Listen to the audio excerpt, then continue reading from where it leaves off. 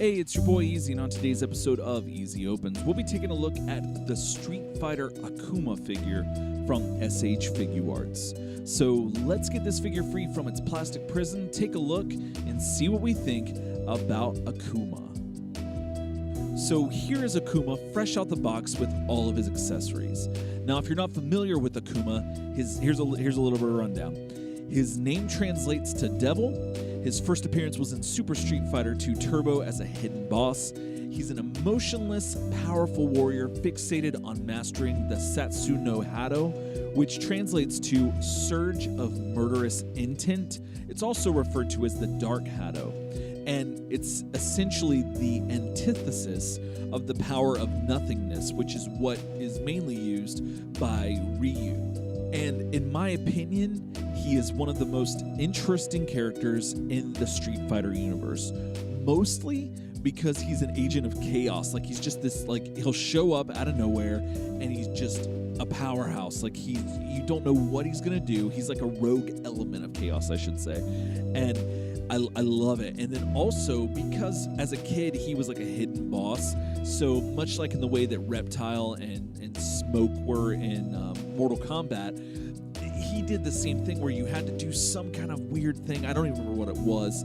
It might have been super easy, but as a kid I could never figure it out, or I just never had the opportunity to, but I always heard about it. And so there was this allure to this character because, you know, by the time you figured out as a kid and you're just in the arcade, you somehow managed to trigger the thing to get him to appear. The fight was already starting and you were done because he was, you know, a badass. Or at least that's what I remember. And it still triggers this, like, childlike glee in me to have this figure in my hand. And so I'm really excited to do this review. So let's go ahead and talk about the accessories that he comes with.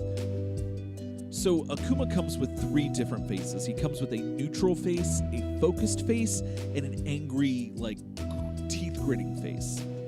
He also comes with 3 sets of hands. He comes with 2 fists, 2 open, kind of grabbing type hands, and then he comes with 2 open, posed hands, like he's doing some sort of kind of like Doctor Strange kind of hands.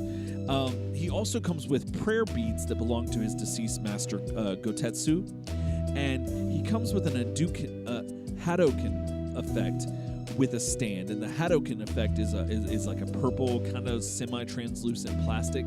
It looks fantastic, and like all of the other Street Fighter Figuarts figures, he comes with 2 diorama background sheets. Akuma stands at about 6.5 inches tall with his ponytail, and he's in a 1/12 scale of action figure. And so let's go ahead and take a look and see how he measures up to some other figures that you might have in your collection. So here he is next to the D-Arts Mega Man and the Marvel Legends brown costume Wolverine figures. Here he is next to the Bandai Legacy Green Ranger figure and Figma's Archer figure. Here he is next to Storm Collectibles Reptile and Scorpion figures. Here he is next to the DC Collectibles Batman figure. And here he is next to the SH Figuarts Kamen Rider build figure. Here he is next to the Soda M. Bison and Balrog figures. Here he is next to NECA's animated Shredder figure and Masters of the Universe Classics Hordak figure. Here he is next to SH Figuarts Cammy and Chun-Li figures. And here he is next to SH Figuarts Ryu and Rashid figures. Alright, let's go ahead and talk about the paint and sculpt on this figure. Given that it's a very simple design, he's just wearing a sleeveless gi with sandals. He's got a rope belt and some rope like wrist guards and fist guards, I guess. I don't know what you call those, but basically he wraps, I guess you could say. And he's got some prayer beads. That's about it. And his hair looks really cool. There's not much in the way of design for this character, but nevertheless, that's what makes him so cool, is if you can do it right, and just inherently he looks cool. And so Figuarts just did an excellent job with this. The detail on the ropes are great. His toes actually don't look weird, where Rashid's looked very weird to me for some reason. The detail in his chest and the veins in his arms, like, this just looks really good. And I could see someone making the argument for like throwing some paint wash on maybe the ropes on his fist and his wrist. That could probably make the figure pop a little bit more, but that's a very, very minor nitpick. And that's not really even a nitpick. That's just more of a suggestion to add more to what's already really good. And so, but sculpt-wise, this looks fantastic. I am like super happy with the sculpt on this figure, and it's what I kind of always wanted. Now, I never did own the soda version of this figure, and I wish I would have, because it would have been a nice comparison of the two. But this, nevertheless, if you don't have that one, I would imagine that this one would be a very good representation of the character. The biggest thing to me on this figure is that he seems a little shiny to me, especially when I first opened him. It just, the skin tone, like the paint on it was like I don't know how else to describe it, just a little too shiny. And it made it look a little cheap and plasticky. Now I know that it's made of plastic and everything, but it just kind of breaks the illusion, I guess, if you will. And over time, it seems like the shininess has worn off, and that's a really good thing. However, still a lot of it on his face it seems to just be like picking up all the light and just like glaring off of it. Still, the paint though is really good. Everything paint-wise on this figure is great, but whatever they put on it afterwards is still too glossy for me. I guess that's the right way to say that. His facial expressions, going back to the sculpt, look awesome. I love his angry face. His angry face looks so cool. Like, I just like this look on his face. It looks almost demonic in a way. Everything looks really good except for the shininess. So, I mean, I guess that's really the only nitpick I have on this figure. So, you know, if it doesn't bother you, that's cool. If it does, well, I mean, like I said, it looks like it's died down over time, but I can look past it. Still, I kind of just wish it didn't have it. So let's take a look at the articulation you're going to get out of this figure.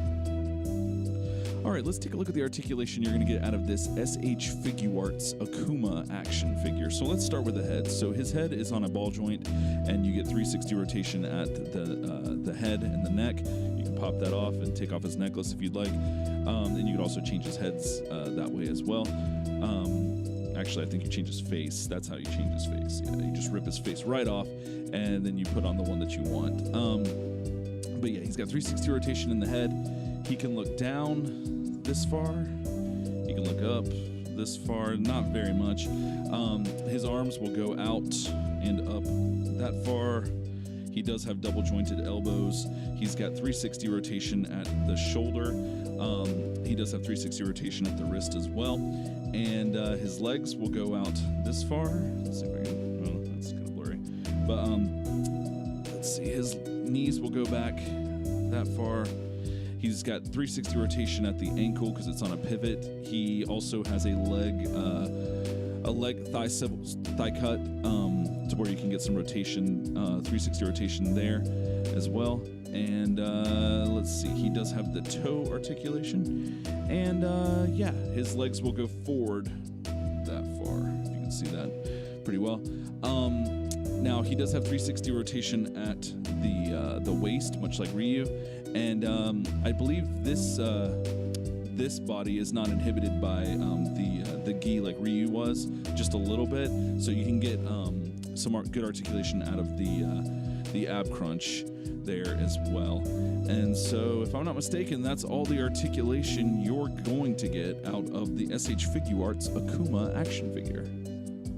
All right, so final thoughts on Akuma. So Akuma was one of those characters like Reptile and Smoke, like I mentioned earlier, that fascinated me as a kid because, you know, you always heard the rumors about them and maybe even saw them in the arcades, but still didn't know anything or much about them. Their mystique was almost like insatiably alluring.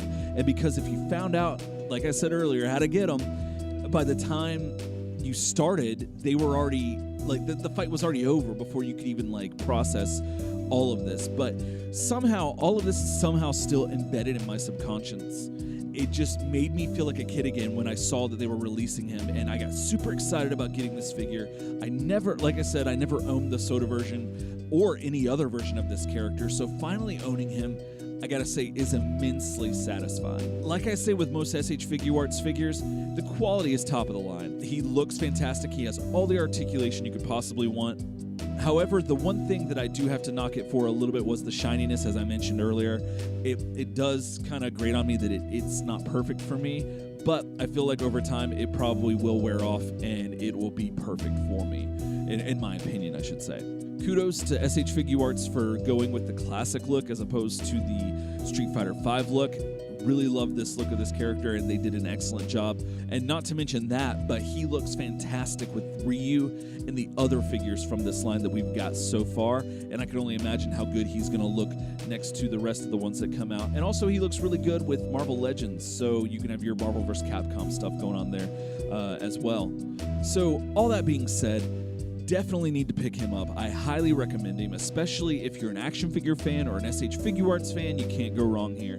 If you're a Street Fighter collector or just general fan and you want some figure representation of this character, this is probably the best you're going to get, second by the Soda version.